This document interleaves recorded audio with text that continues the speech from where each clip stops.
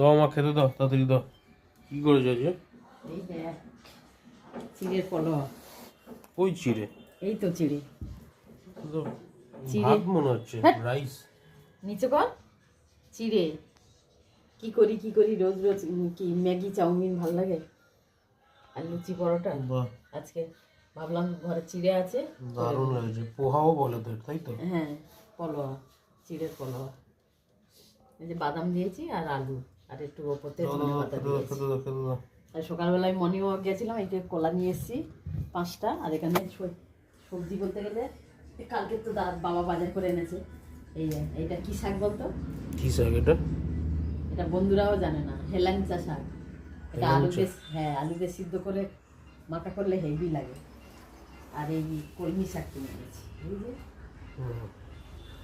এই যে শাক ভাজা। আবার শাকে শাক হয়ে গেছে, সবুজে সবুজ হয়ে হ্যাঁ, যাচ্ছে।